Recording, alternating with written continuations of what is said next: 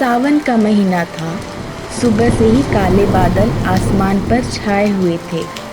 थोड़ी ही देर में तेज बारिश शुरू हो गई और पूरा गांव मानो पानी की चादर में लिपट गया।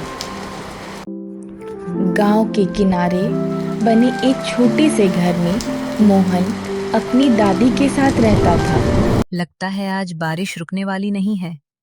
ऐसे मौसम में गर्मा गर्म मूंग दाल के पकौड़े बन जाएं तो मजा ही आ जाए। सच में दादी, मैं आपकी मदद करूं? क्यों नहीं बेटा, आज तुम मेरे छोटे शेफ बनोगे।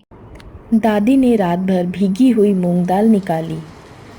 मोहन ने अदरक छीला, हरी मिर्च काटी, हरा धनिया धोया और प्याज बारीक काटा।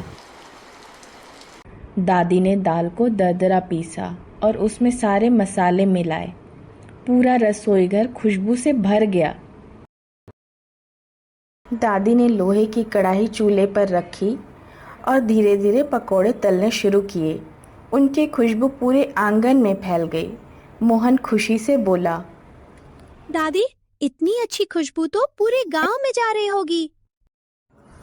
कुछ ही देर में पड़ोस की छोटी रानी और उसका भाई सोनू भी खुशबू से खींचे चले आए। दादी, क्या बना रही हो? आओ बेटा, अभी गर्मा गर्म पकौड़े तैयार होते हैं। सभी बच्चों ने मिलकर पकोड़े खाए। बाहर बारिश लगातार हो रही थी। सब हंस रहे थे, बातें कर रहे थे। छोटा सा घर खुशियों से भर गया। तभी मोहन की नज़र खिड़की के बाहर गई।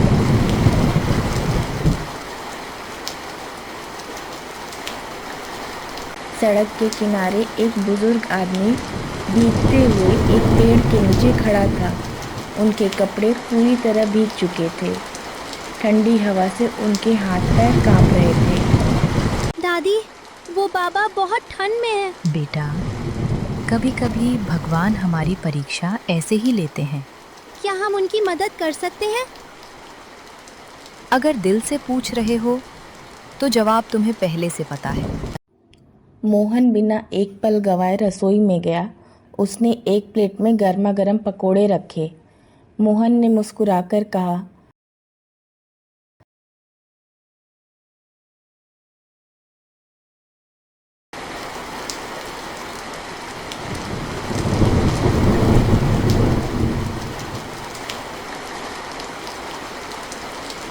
बाबा, ये पकोड़े खा लीजिए और मेरे साथ घर चलिए। इतने स्वादिष्ट पकौड़े मैंने वर्षों बाद खाए हैं।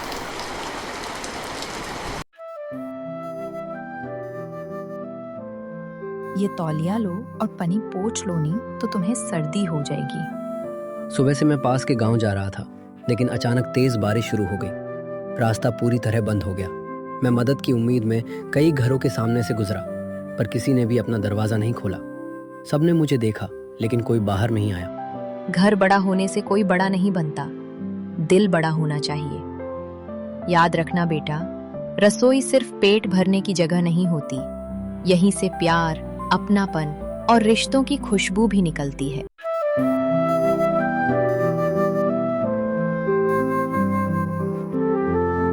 बेटा, भगवान तुम्हें हमेशा खुश रखे। तुमने मुझे सिर्फ खाना नहीं दिया, इंसानियत पर भरोसा भी लौटा दिया। घर का स्वाद सिर्फ मसालों से नहीं बनता, बल्कि प्यार, अपनापन और दूसरों के साथ बांटने की भावना से बनता है। जब हम किसी जरूरतमंद की मदद करते हैं तो सिर्फ उसका दिन नहीं, अपना दिल भी रोशन कर लेते हैं। Please like, share and subscribe our channel.